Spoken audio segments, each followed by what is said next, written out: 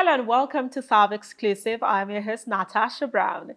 On this particular episode, we'll be speaking with an ideation strategist, a book editor, and also a screenwriter. She is the chief editor at Warritel Publishing and also the president of Ikoro Igbo Amaka. You don't want to go anywhere. You want to stay here because this will be absolutely insightful, especially if you're a creative. So stay tuned. Don't go anywhere.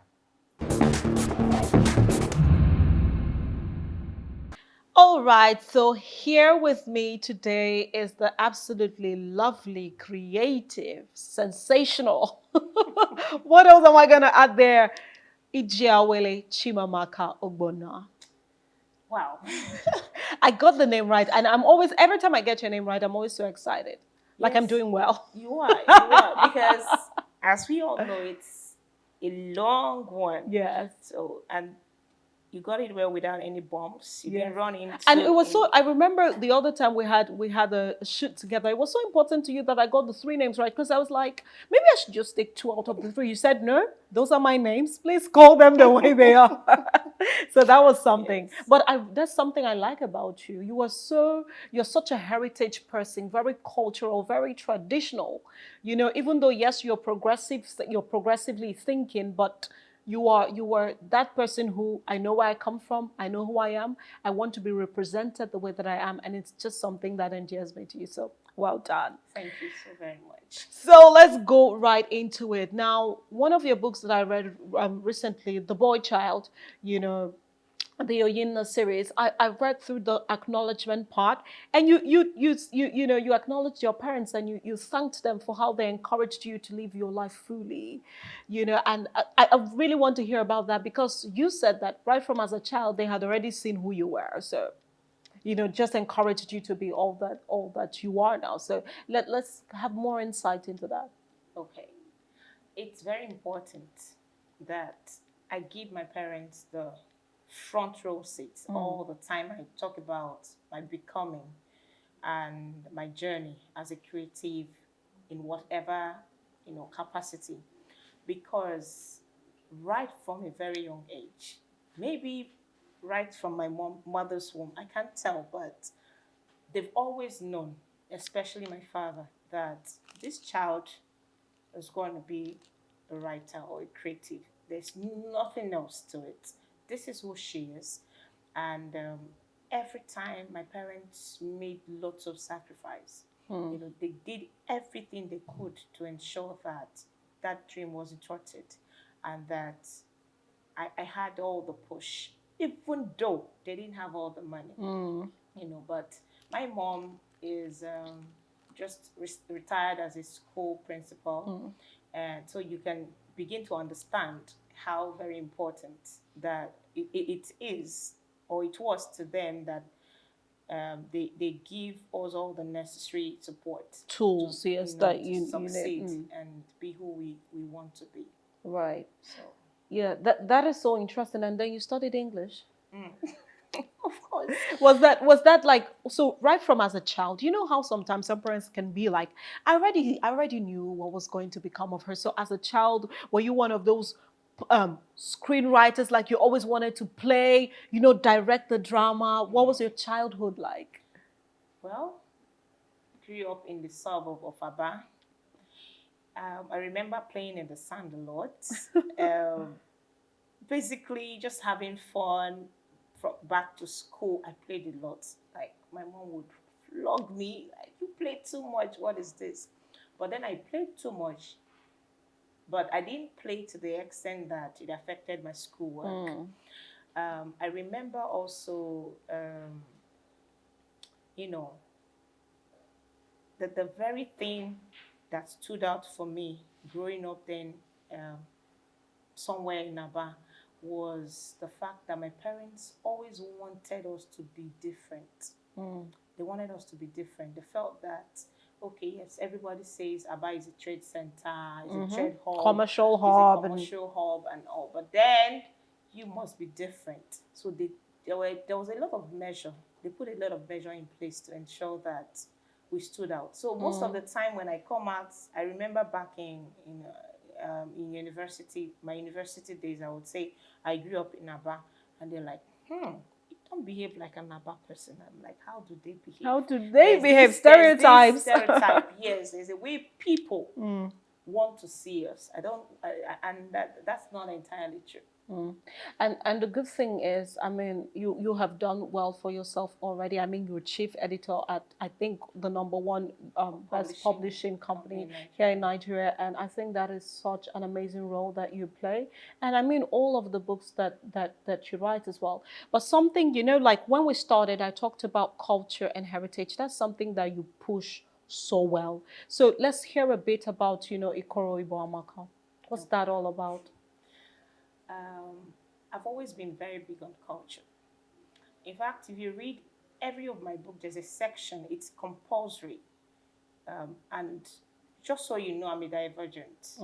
I don't think like the normal person.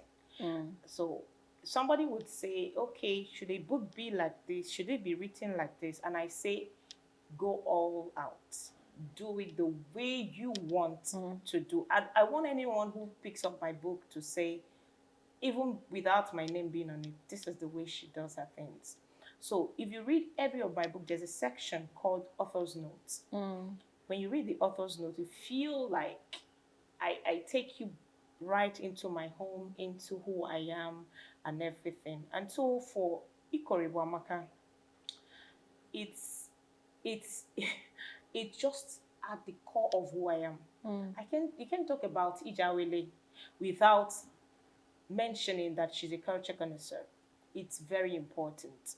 And so at what we do at Ikoro Ijeawele, we promote Igbo language, culture, and heritage.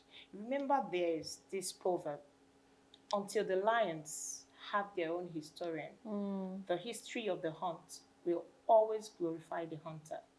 So it was very important, and it is still very important, that we tell our stories ourselves, that we do not give other people, you know, the power to tell our stories or to project us the way they deem fit, or from their own narrative. Yes. So Ikoro Ijeawele, we take Igbo language and heritage to homes. We have a program called Ezinụlọ Ndị Igbo. It's called Ezinụlọ Ndị Igbo. That is Igbo families. Okay. And I think we are the only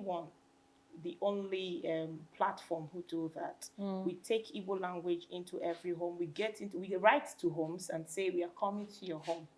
We want to see if your children speak Igbo language. And you see our families. You go online, you see lots of our programs. So families route up. They're like, they're coming. Please, learn some Igbo words. At least be able to say bia. Everyone sits up. And then when we get there, we're like, okay. And it is also important that for every home we visit, they have to cook an Igbo delicacy. Ofe nsala, ofo were, ofo okro, anything that it is, there has to be an Igbo delicacy. We bring it, and everybody, we all eat together. You know, trying to still maintain that spirit of communalism. I love that. It's so beautiful. That's been lost over time. So, and then we teach Igbo language across different social media platforms and all. But the key thing we do is this Ezinụlọ Ndị Igbo. And then we have the biggest cultural festival in River State, where every Igbo son, daughter, and even those who are not Igbos, of course, there are those who are Igbos by marriage, association, even by association, you know, friends of Igbo people, they come to experience who we are as a people. And people say that that's the most original. What's the name of festival. What's the name of the festival? The festival is also Ezinụlọ Ndị Igbo. Oh, so after visiting all the homes, once every year in November, we now have a festival where every home we've gone to, we're still going to show them. And then people on the spot will vote for the most outstanding That is family. beautiful. Do you know, this you're doing right here makes for like an amazing reality show. I swear to you not. Like, it makes for an amazing reality show where it has to be funded. You know, there was a time Maltina Dance Hall, right? So there are times where they will do the cultural part where you dress in a particular type of way and dance in your song So, and all of that. That used to get me so well, and that was the one that was, I think, Maltina dance. I think for families, so it family, had to be yes. families and all that. So that was so beautiful, and I can almost imagine Ezinu Londibe. Did I get it right? Yes. Becoming like a proper reality show, TV show, where our culture, our heritage is actually well propagated and we get proper sponsors. Like, why can't we have this kind of thing on the scale of Big Brother Nigeria? Why can't we have that? We You should. know? We should. We should. We should. Yes. So it brings me to the question. There's this thought that our language is dying away, it's ebbing away gradually. You can hardly find children or Gen Zs speaking their dialects, and what you're doing is solving a part of that problem, Igbo. But we have a lot of other tribes here in Nigeria. We have the Yorubas, we have the Ijaws, we have all of those. So what would you rather say to these other tribes? Is Ezinulondebo a worthy venture for other tribes to actually keen to and try to see how they can individually, propagate that, or would Ezinulondebo become more diverse? So it's not just the Igbos now, it incorporates the other tribes. Okay. Thank you very much. Even in the course of reaching for sponsorship during the festivals and all, you hear people say, hear lots of ideas, which are great, by the way. Oh, why don't you include the Yorubas? Why don't you include the houses? Why not Right. the ethics? What of the BBOs? But the truth is, we have a course. We've chosen a path, and it's important that we do not deviate from what we originally set out to do. But what we're doing at Ijeawele is something that we hope it inspires Others. others to take on and begin to push every Nigerian language and see ways we can sustain our Preach the gospel heritage, of culture. culture. Yes. Right, that's really interesting. So now a little bit away from culture and heritage, your work at Warritel Publishing as a chief editor. Take me behind the mind of an editor. What's the creative process like? Because every time I think of an editor, I think of someone who stares at almost 10,000 words a day. So what's the whole process behind that? Well, a lot of people ask that, and they're like, what is it like to be an editor? What does that entail? And I always tell people that for me, that's particularly me. I see editing as playing chess. You know how you play chess? Right.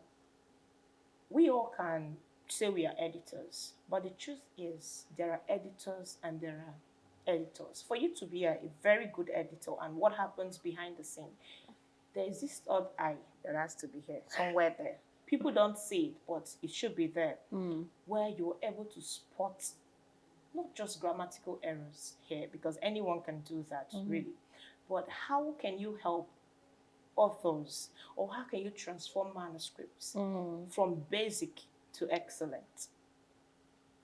Okay, your work is good, you've written well, there is no, how about you get a manuscript that has no single grammatical error? Do you then say this book is good to go, we are ready for publication? Sometimes no. So you have to, it needs a lot of critical thinking and problem solving skills. You have to have these skills to be a very good editor, because for me, I do not just edit from the perspective of an editor. I ask myself, would I buy this book? So you have to also edit from and put into consideration or factor in the needs of the target readers. Would they read this book? For instance, someone who's writing for children, it's the most taxing of all. Right. And you would think that it's not, because I mean, you're writing to children, so all you have to do is make some funny lines and... It's the most difficult. One, you need to stay within a particular word count. So you write, you rewrite, you rewrite, you rewrite until you're able to, and the attention span of children is really, really short. So how do you, and then if at the opening of your book, they don't feel that curiosity. You have to catch There's them from the nothing- first letter. Just catch them So right how there. do you do Even all from of the that? graphics. Yes, how do you do all of that? But beyond that, even, for instance, if you're writing for children, mind you, you're writing to impress two audiences. One is the adult who is going to buy the book for the child. So you need to convince me. For instance, as a mom, I see your book somewhere, I open it. You need to convince me that I should get this book for my child before I even decide. When we talk about the adult, we're not just talking about parents. We're also referring to the schools, teachers, and wardens. because schools may be looking for African literature and they come across your book. So how do you, and you're not there as the author to sell your book, you understand? So when you're writing, you have to factor in these things. Remember that your book is going to be on a shelf somewhere, and you won't be there to do your marketing. You won't be there to convince your audience to get your book. So your editor must be one who has the third eye, must be one who is in touch with trends, must be one who is constantly evolving. You understand? And someone who understands the needs of your target readers. So you can have a very good book, perfect, well written, but your book won't sell. Your book won't sell because maybe something was not done right. We get books sometimes, and from the introduction, we say, no, this book can't fly.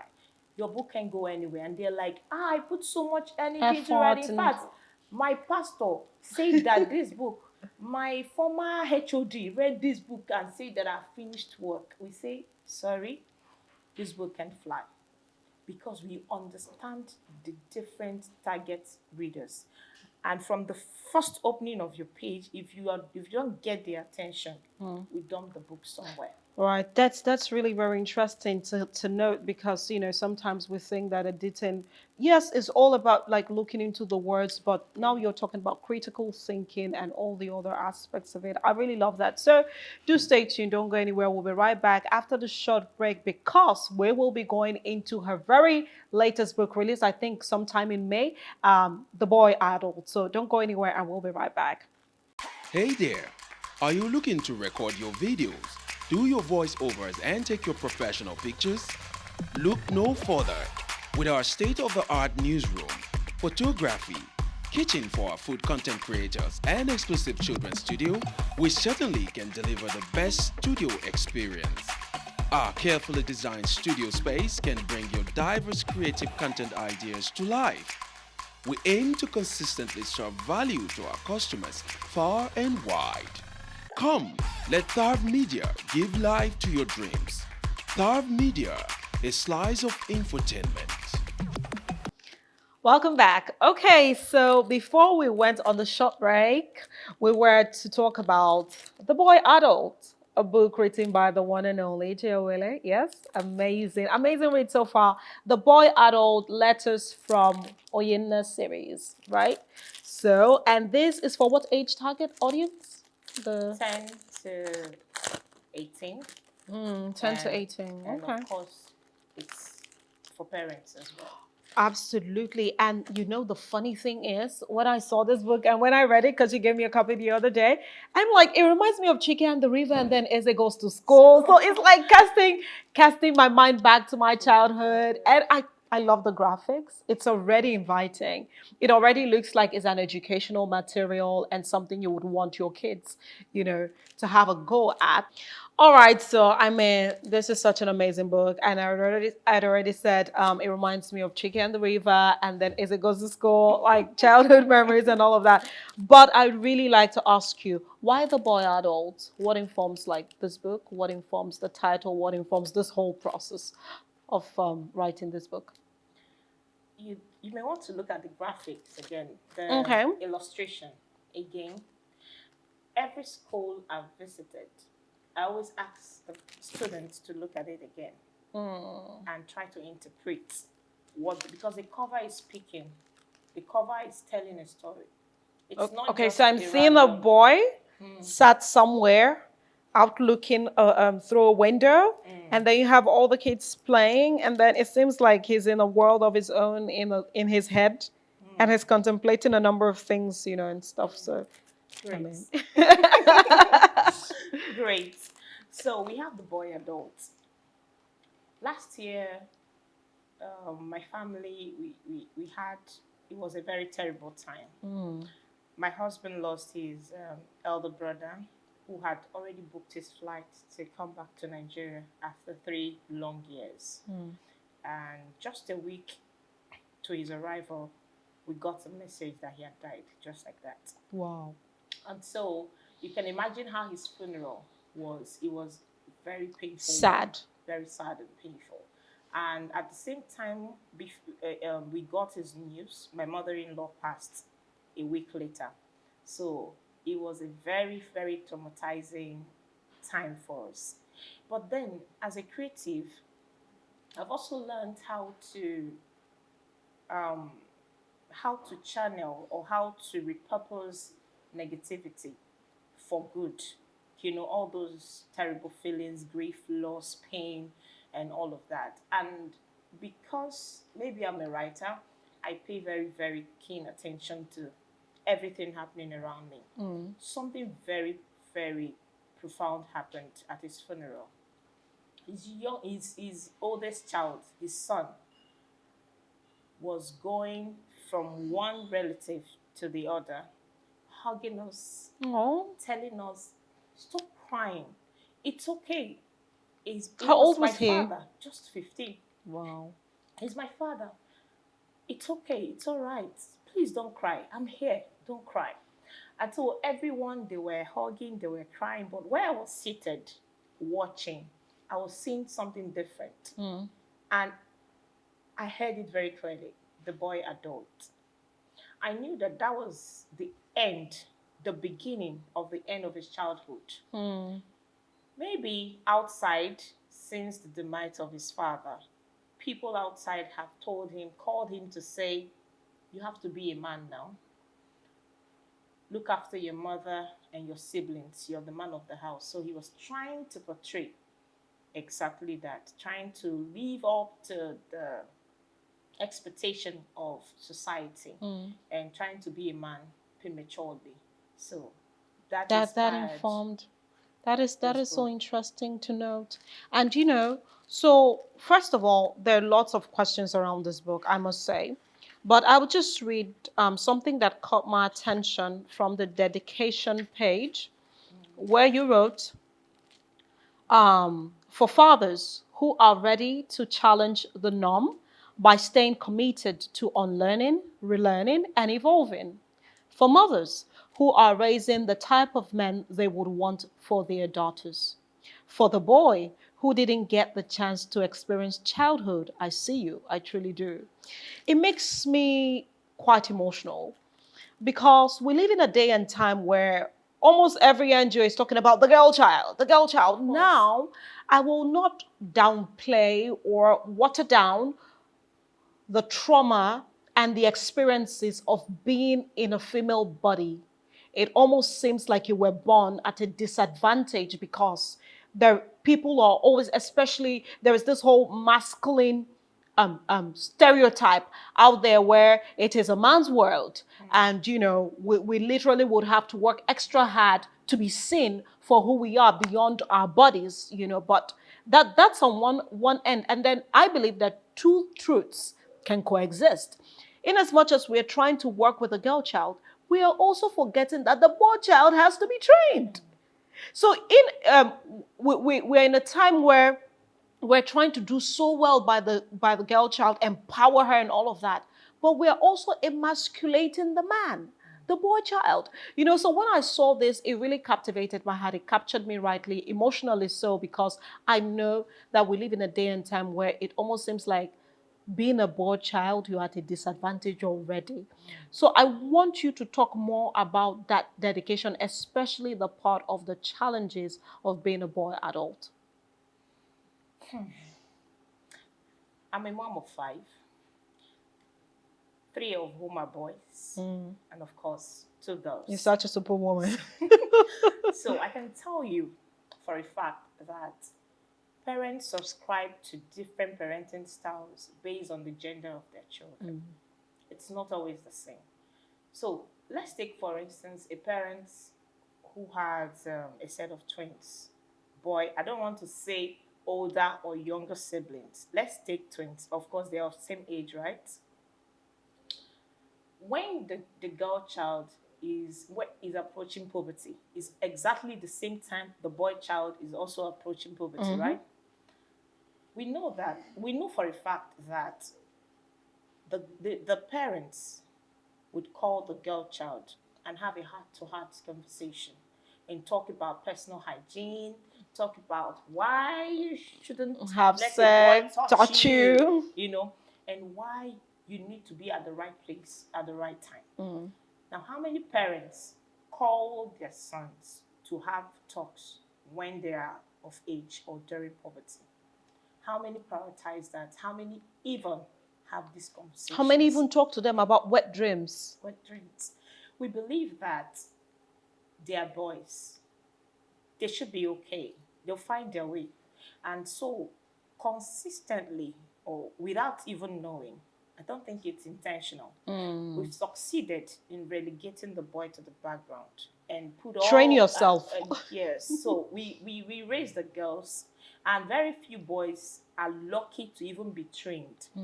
You know, the rest had to navigate the world on their own. And then you're shocked that same society cries for. Why do we still clamor for gender equality and equity? Why? Have you wondered why?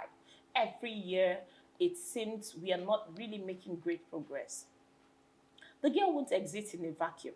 She's going to exist in the same world as the boy who has trained himself or who has raised himself as he deemed fit or as much as he can. So she's going to interact with the boy at school, at work, in marriage, At the playground, relationship, the same social boy. clubs. So you understand. So being a boy child is, I watch my sons. I noticed that my oldest child. How old is he? recently, He's 11. Okay.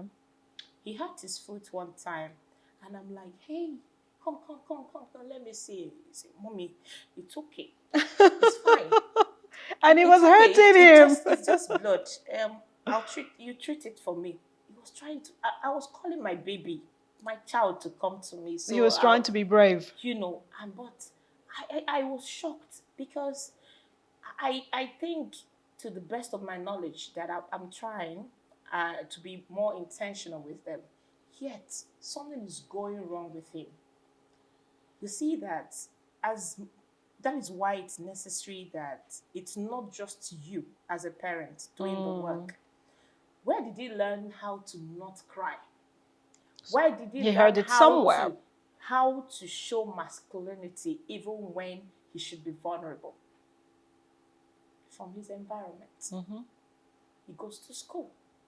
He interacts with other children who Probably may not, from a different type of home training. Yes, background. So it's tough. And then you see culturally, boys are more like objects. In Igbo, they would say, "Okay, get your ego." That is, my friend, go and look for money. That's the only thing. That's all that there is And to then it. watch the Igbo society or any other society. I'm using Igbo as a reference, not that it's particular to Igbo, the Igbo people, but because I know them too well. You would notice that a man believes that the essence of who he is tied to his material possession, to how much money he has or anything, and that makes up of every other thing. And then you come online, you see a lot of our women crying, hide my identity. My husband did this. My husband did that. My boyfriend did this. My boyfriend did that. But society taught these men to be emotionless. We've made stones out of them. Yet we want them to still be humans. But we taught them not to be. So can we go back to the drawing board? Can we do things right? You know, a lot of men, you see grown men, they're actually men, children in a man's body. They suffered at the stage they were supposed to be children. They had to grow up too quickly. Maybe the death of a parent, as the case I cited, as with the case I cited earlier, the death of a parent, or change in fortune. Maybe there's no more money in the home, and or you notice that a boy of 15 is already hustling on the streets, selling, hawking, doing all sort of things to carry the family along. You see, at the death of a parent, culturally, the Ogbonna, the kinsmen, would hand over a very long list for the burial. But they know that the child of this man is just a boy. So where do you expect all of the they money get to the come money? from that they cater to all You of that? tell them what to do to fulfill tradition, but you don't help them solve the problem. So what is expected? He has a son that would succeed him now. He should be able to So do that. basically, men are just seen as objects. It means to an end. That's means to- all you are. it means You to know, an this end. thing you said really, really is not just an Igbo thing. Because I know that I was talking with a friend the other day. He's Yoruba. I was talking to him the other day, and then he didn't know when he said, "I've just been getting debits and transfers. Am I not more than transfers?" That's right. He said it in a joking, but you could hear that he was exasperated and he was choking somewhere. So on Father's Day, because he's a father, on Father's Day I sent him a message and I said, "Happy Father's Day, you're doing so well. You're more than transfers." And he laughed. But honestly, I know that that's a part. But even at that, we know that women these days, there's this whole feminism movement going on. Women are beginning to say, okay, we don't need your money. We don't need you. So let's go make our monies ourselves. We're trying to solve a problem, but we are not really solving the problem. Creating more problems. Because now we're empowering ourselves as women, but there's still the role of a man, whether we like it or not. And when we begin to say, okay, I'm just going to make all of this for myself, I don't need the man and all that, we are still emasculating the man off of his responsibility. Because naturally, we know that a man takes pride in being seen as, I am a leader, I'm responsible for, I'm a protector. Right, so about this book, I would like to ask in particular about your son. You said he's 11-year-old, and has he read the book? Yes, he has. Oh, okay. So what reactions did he have to the book and its content? First, the title. Okay. He said, "How can a boy be an adult? Is that even possible?" That's what he asked me. And I asked him, "What do you think? When you hear the boy adult, what comes to mind?" He laughed. He said, I'm thinking of a boy that's also an adult. But I don't know. How is that? Yeah. You know, I know. I said, okay, maybe when you get the copy, you'll be able to find out why or how a boy Can be also an adult. be an adult. At the same time. Then he asked me when he read it. I think the person who wrote the foreword to the book also picked that particular line. It said, "You can learn to be a boy again. You can learn to be a boy again." So it was that part that was striking for him as well. It said, how can somebody who is now an adult or who thinks like an adult then learn to be a boy again? I said, yes, in life we unlearn things and then we can learn new ones. But you have to first unlearn the unhealthy patterns or thoughts, and then you're able to learn new ones and move forward. I love that. He's such an intelligent boy. Okay, so definitely, I'm very sure parents would love this book. You would love to have it. I mean, have it with your kids, read it with them, and let it actually be a discourse. Not just buy the book and give it to your son and be like, just read. No, let there be that discourse, that fellowship with ourselves. Mommy, what do you think? Why is this like this? And then let's also be open as parents to actually engage our boys. I really love this book and I recommend it. And so it brings me to the question of the Nigerian Literary Society. So we live in a time where it is being said that young children, in fact, kids are not interested in reading. They just want to be on their phones, on their gadgets and all of that. And that the culture of reading is slowly ebbing away, and people, in fact, it's been a symposium talk. People are wondering, what should we do about it? How do we go about our books, our writing styles to engage this new generation of kids? Because I remember as a child, I loved to read. There were so many interesting books for me to read. And unfortunately, I didn't have smartphones, so I didn't need to go on TikTok or anything. So what do you think about the Nigerian literary society? Do you think we're doing enough to engage the minds of our young? And what do you think we can do better to be able to get them to be more adept to reading books and all of that? Okay, first, we have to, living in denial has never solved any problem. That's the first thing we have to know. So, blaming technology or saying, before TikTok, before Facebook, before Instagram, or any social media, or any other social media platform, things were better.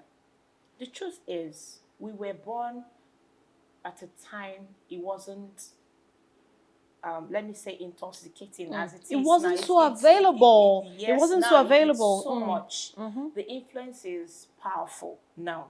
And we can't blame the younger generation because they were born right into it. They found themselves there. It's their reality. So what we should be looking at is, are there ways that we can help improve and also start raising the consciousness of young people around and about reading. The importance of the reading, importance why you of should reading, read. yes, and all. So that brings me to other ways that we can read. If we keep insisting on doing things the same way we've always done it, we'll always hit the wall and come And back get the same results. and get the same result, exactly what we do not want. So what can we do? If you've noticed recently, we have other platforms that can engage the younger generation or the young readers, such as audiobooks. And that is also the problem most schools have. You keep insisting that this child is not intelligent, this child is not doing good and all. Have you been able to explore Other other avenues. avenues that interest that child? Is he an audiovisual learner? Is he a visual learner? Is it the type that would stay, maybe he's doing something, he's sitting and he would wear headsets and listen to a full book? Is it the type that would want to, watch the illustration and of course and listen to the audio of a book, the visual of a book? Then what can we do? My book, for instance, I know that the hard copy is necessary because everyone would wear headphones to school to read the book.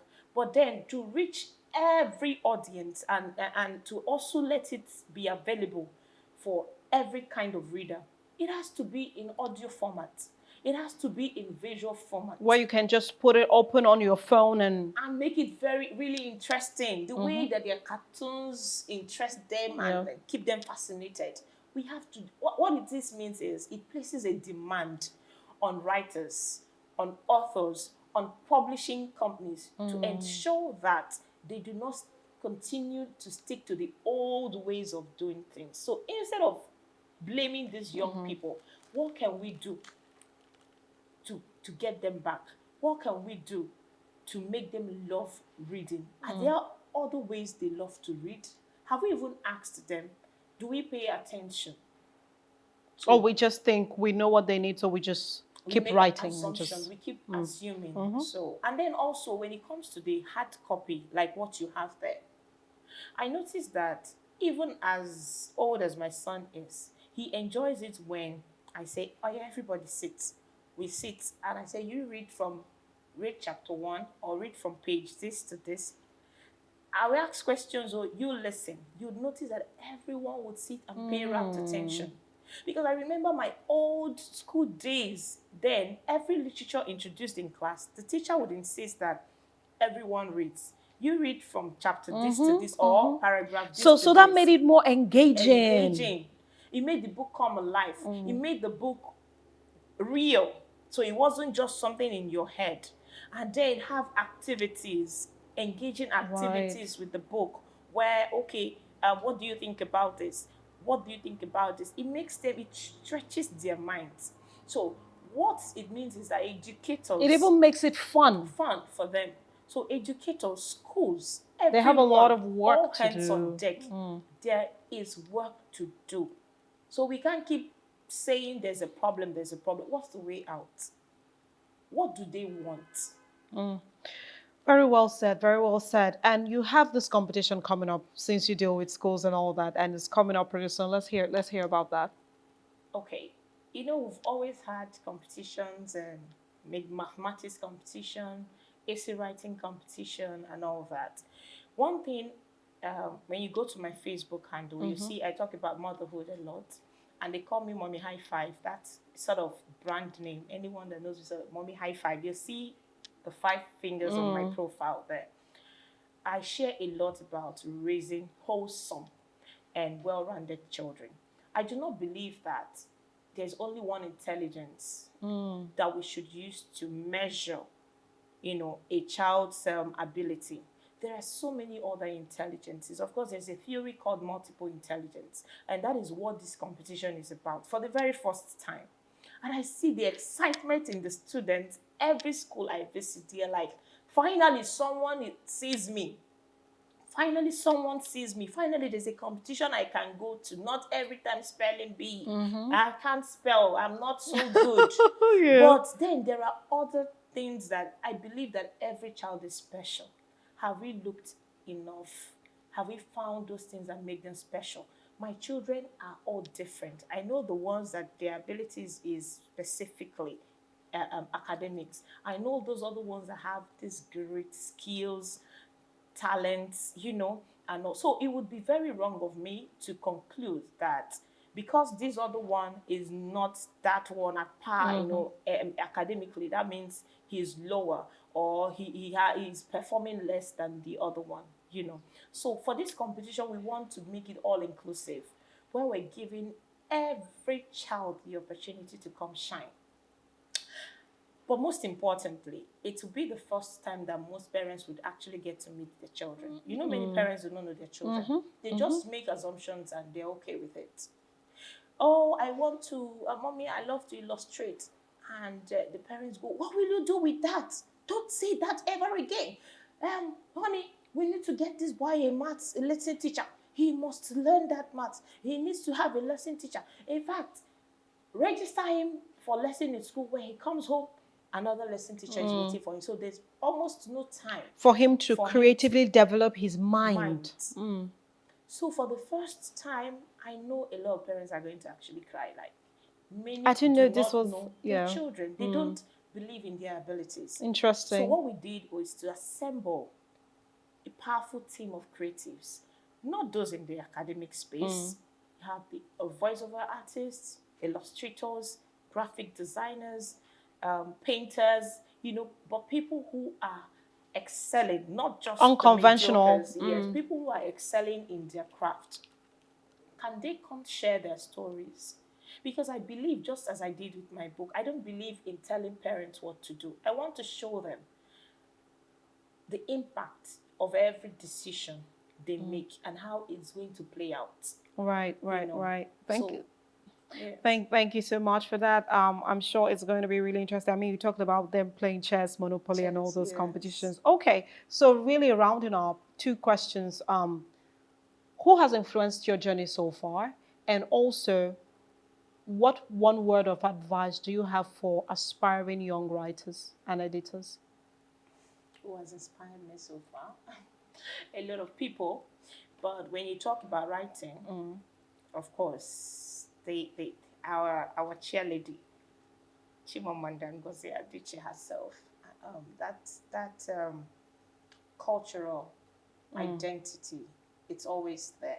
That love for identity is always there. That great storytelling is always there. So yes, she inspires me a lot. Yeah, I was even going to ask you about that, man. When I heard Ijeawele, I'm like, okay, she wrote a book, Dear Ijeawele, so are you kind of... Okay, then, yes, second question. For young writers and editors, what one word of advice would you give to budding writers and editors. Consistency. Don't ever get to that point where you think you have arrived. There's always room for more. There's always room for growth. Keep growing, keep stretching, keep learning, keep evolving. Don't ever stop and think that you've gotten there. No. Right. There's no destination. Right, really amazing. Thank you so much. What do we have to look forward to, Ijeawele, in the next 3 years, in the next 5 years? What should we look forward to? More books, definitely, in different formats. Maybe this time around the parent-child, because some parents are still children at the same time. So we need a book on that.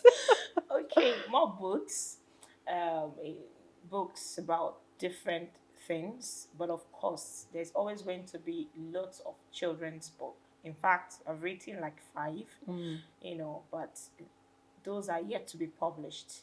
And of course, more opportunities on the global stage to share my story, Right. to reach the world and to inspire young people. I wish you all the best, and I know that you will do amazingly well. I mean, you're already creating amazing stuff right here and also nationally. I wish you greater heights in the global space, and definitely, I know you attain it all with all of these things you're doing. I mean, the sky is just your starting point. So well done. Well done. So I hope to you, our viewers out there, you have enjoyed this interview, and I hope that you've learned a thing or two. There are definitely many more questions I really wanted to get to ask her, but due to time, I couldn't, but maybe there'll be a part 2 of it. But remember, this still is Thav exclusive, Thav TV. I remain your host, Natasha Brown. Till I see you next time. Bye for now.